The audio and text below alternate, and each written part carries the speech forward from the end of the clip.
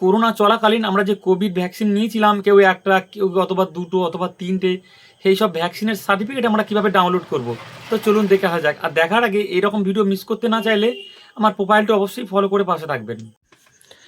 দেখুন, ভ্যাকসিনের সার্টিফিকেটটি ডাউনলোড করতে হলে আপনাকে আপনার ফোনের গুগল ক্রোমে যেতে হবে। গুগল ক্রোমে গিয়ে দেখুন কোভিড ভ্যাকসিন সার্টিফিকেট ডাউনলোড লিখবেন বা কোভিড ভ্যাকসিনও লিখবেন।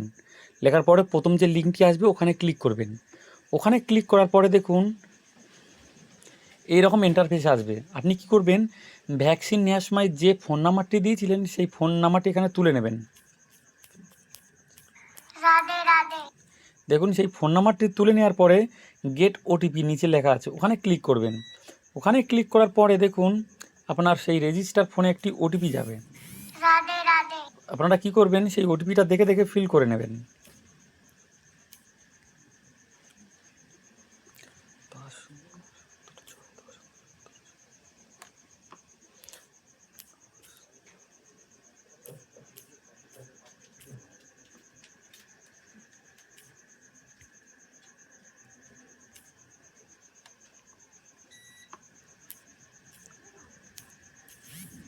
দেখুন ওটিপিটা তুলে নেওয়ার পরে ভেরিফাই অ্যান্ড প্রসেস এখানে ক্লিক করব।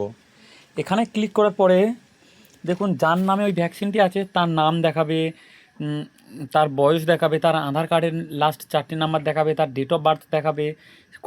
দেখুন যদি একটি ভ্যাকসিন নেওয়া থাকে তাহলে 1 ডোজ লেখা থাকবে, দুটো নিলে 2 ডোজ লেখা থাকবে, এবং 3 নম্বর ডোজটা নিলে সেটাও লেখা থাকবে।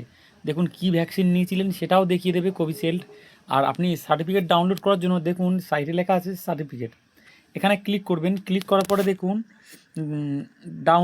ডাউনলোডে ক্লিক করবেন। ডাউনলোডে ক্লিক করার সাথে সাথে দেখুন আপনার সার্টিফিকেটটি সুন্দরভাবে ডাউনলোড হয়ে যাবে। দেখুন এইরকম ডাউনলোড হয়ে যাবে। তো ভিডিওটি ভালো লাগলে অবশ্যই লাইক করবেন, এবং এরকম নতুন নতুন কিছু জানতে হলে শিখতে হলে অবশ্যই আমার প্রোফাইলটি ফলো করে পাশে থাকবেন।